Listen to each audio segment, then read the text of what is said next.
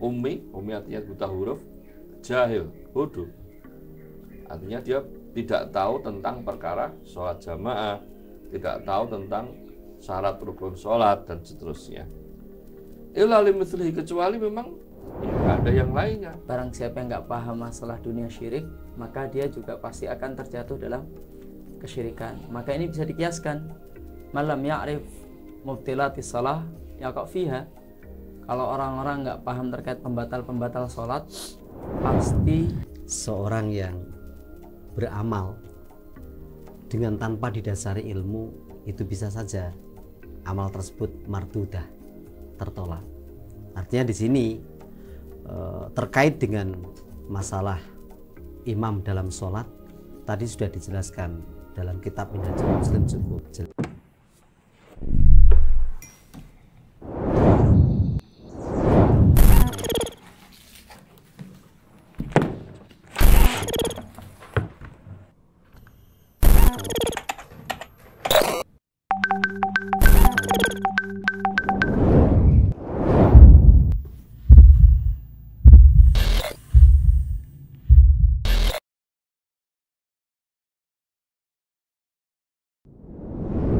Assalamualaikum warahmatullahi wabarakatuh.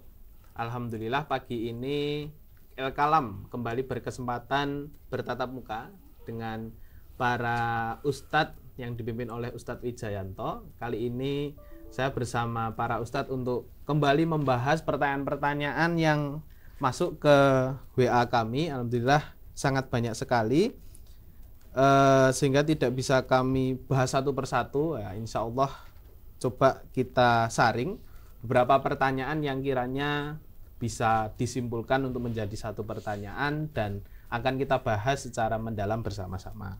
Baik Ustadz, akan saya bacakan pertanyaan yang pertama. Ustadz izin bertanya, bagaimana hukumnya menjadi imam orang yang tidak tahu hukum fikih seperti orang awam dan anak-anak? Nah, apakah sholat sang imam itu sah? Di kampung saya banyak orang sholat jamaah tapi belum tahu tata cara wudhu, bersuci dan menutup aurat yang benar, sehingga secara nggak langsung imamnya juga seperti itu juga gitu. Nah, itu apakah sah atau tidak? Monggo Ustadz, siapa Ya. terlebih dahulu? Monggo Ustadz Sigit. Masa kalam yang semoga dirahmati Allah. Pembahasan bolehkah seorang menjadi imam sedang dia dalam keadaan tidak tahu tentang masalah sholat jamaah, ya.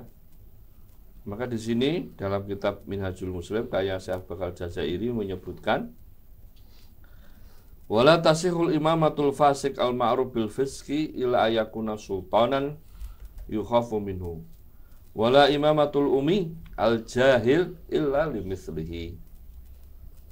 Liqaulihi sallallahu alaihi wasallam la ta'umanna imra'atun wala fajirun mu'minan illa ayaqaharu bisultan au yakhafu sautahu au saifahu. Di sini disebutkan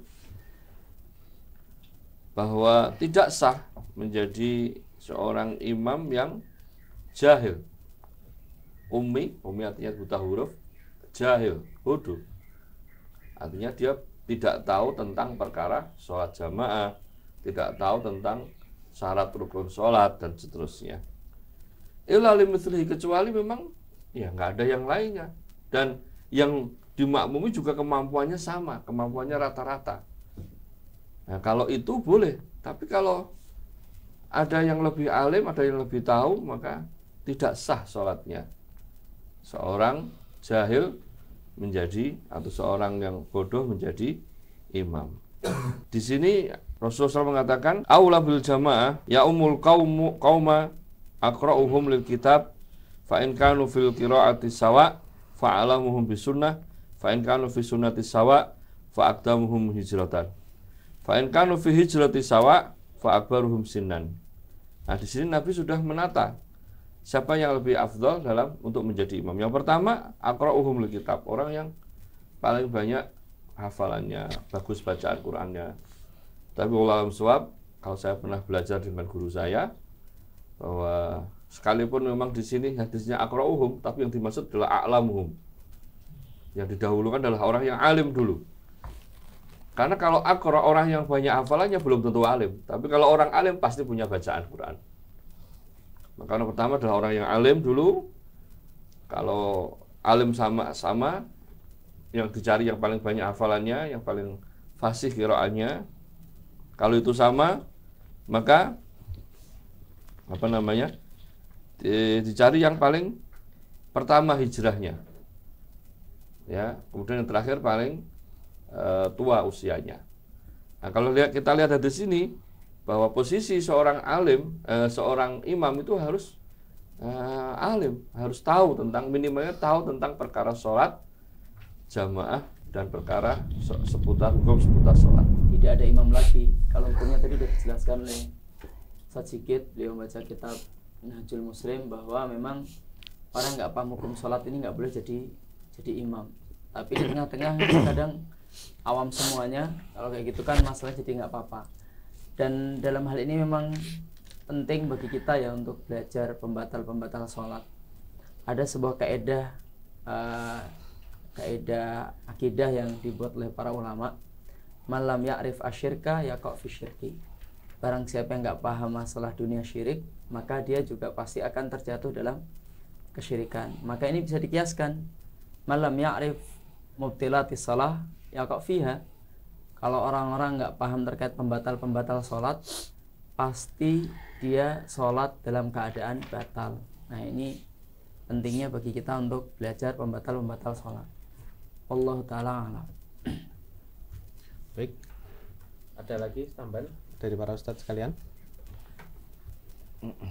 Pada kesimpulannya cukup bisa ditangkap ya, terkait hukumnya, asalnya itu tidak boleh ya. Seorang imam jahil, awam, ummi, ya tidak paham tentang hukum sholat, tidak paham fikih. Tapi dalam fenomena masyarakat sekarang itu, kalau memang sudah benar-benar terpaksa di suatu kelompok masyarakat atau pemukiman, ya mana yang paling baik lah, walaupun belum benar-benar baik gitu, belum benar-benar alim gitu. Ini sekedar contoh sedikit mungkin ya pemirsa El-Kalam, Mas Hawari. Jadi ini yang saya alami sendiri. Jadi ada jamaah yang pakai celana jeans. Kita nggak sedang membahas celana jeans, kita sedang membahas terkait di situ ada mungkin bekas lubang letikan rokok gitu loh. Nah itu sampai lubang cukup kelihatan, jadi kulit pahanya itu kelihatan. Kita kasih tahu, wah ini auratmu kelihatan, sholatmu bisa batal. Nah itu bablas aja, udah nggak peduli, pokoknya sholat aja. Nah kadang orang awam sekarang itu juga nggak bisa dikasih tahu ya. Dalam hal wudhu, dalam masalah ini kadang, nah rumitnya itu kadang gitu Mas Hawari. Ya. Ya, berarti hikmahnya buat kita semua ya pada intinya harus terus belajar nih Ustaz. Seawam apapun kita, para pemirsa tetap harus belajar. Barangkali nanti ada di suatu kondisi yang mau sholat jamaah tetapi wah nggak ada yang bisa nih. Nah jadi semoga yang mendengarkan ini bisa lebih mau belajar Islam, belajar fikih, belajar sholat, sehingga bisa memantaskan diri Ustaz ya, jadi imam di tengah masyarakat. Kita cukup bahagia juga Mas Hawari ya. Sekarang di banyak masjid mulai berjamuran menentukan imam khusus. Jadi memang oleh pihak takmir memang dia ditunjuk. Jadi kita makin tenang dari si bacaan, semuanya udah Masya Allah lah. Di mana-mana tak lihat udah seperti itu, udah banyak yang seperti itu. Permasalahannya biasanya di mal-mal gitu Ustaz. Nah, di mal, di tempat umum itu ya seadanya aja. Karena Ustaz Muji ya.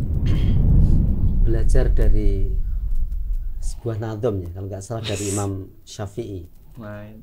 Wa kullu man bi ghairi ilmin ya'malu amaluhu mardudatun la tuqbalu. Zubat. Bahwa seorang yang beramal dengan tanpa didasari ilmu, itu bisa saja amal tersebut mardudah, tertolak. Artinya di sini terkait dengan masalah imam dalam sholat, tadi sudah dijelaskan dalam kitab Minhajul Muslim cukup jelas gitu ya. Dicari yang alim, cari yang bacaannya bagus dan lain sebagainya.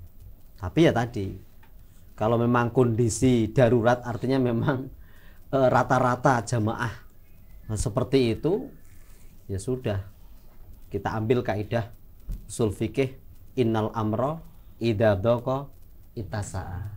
Ya, setiap urusan ketika sudah sempit itu menjadi luas. Dan inilah indahnya Islam di situ. Jadi tidak langsung malah enggak sholat nanti malah repot kan gitu. Ya tetap ada rukhsah, ada toleransi dalam masalah ibadah seperti itu. Demikian tambahan dari saya. Maksud saat muji ketika sempit itu ketika nggak ada imam, jadi sempit, maka hukum jadi luas, jadi longgar. Ayo udah nggak apa-apa. Jadi kayak gitu. Dan itu kan posisi apa, kita nggak tahu. Misalnya kalau misalnya diantara dari kita yang sudah paham agama gitu, di tengah masyarakat yang kayak gitu, ya mau nggak mau kita yang harus jadi imam gitu saja. Maksudnya mengajukan diri menjadi imam gitu. Sebenarnya di kita kan Ya kayak kondisi kayak di mall kayak gitu tadi loh, Ustaz. Itu iya. Yang ngerti itu maju untuk berjalan maksudnya saya itu menjadi imam daripada yang maju nanti orang awam. Ya betul. Masya Allah. Betul. baik. Untuk pertanyaan pertama mungkin sudah Superman, terjawab. Ya, kalau begitu kita lanjut ke pertanyaan kedua ya, Ustaz. El Kalam.